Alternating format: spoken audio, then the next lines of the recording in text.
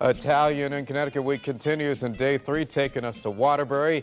The mills and factories of the Brass City brought thousands of Italian immigrants to the community. News 8's Ken Pierce live at a local institution, Nardelli's Grinder Shop, with more about how the Italian influence has outlived those mills and factories. Ken.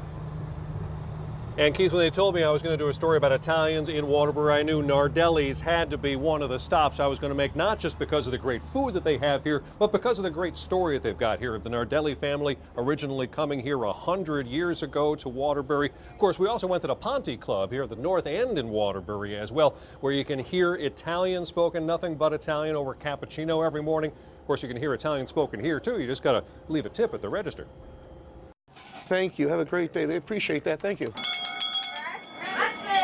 That sound and that food, everybody in the Waterbury area knows it has to be Nardelli's Grinder Shop. 3 Nardelli brothers came to Waterbury in 1914 and started working in sweatshops and factories. One of the brothers cut his finger, and they decided it wasn't the ideal to be here working in a factory, and they opened a business. They bought a grocery store on South Main Street in 1920. The 3 brothers ran it for more than 40 years until Rena and her husband took over the family business. They took over in '64. My father had come in 1955, right after the flood, and he worked for our great uncles then. The Nardellis are still building on that success because that's what Waterbury's Italian Americans do, build.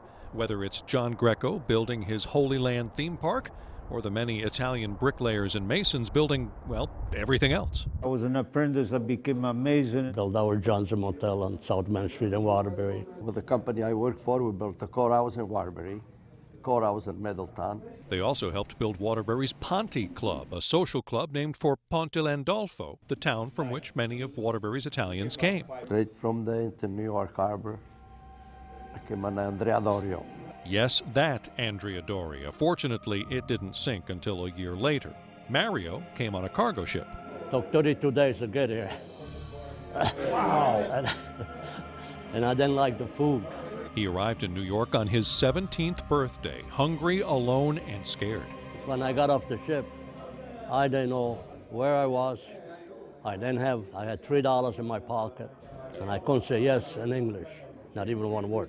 So why leave Italy in the first place? Modern house, a car, television, telephone, which we never had anything like that in Italy. Waterbury was the famous town you want to be. It was a very, very popular. Everybody wants to come to Waterbury because a lot of opportunity. No hot sauce?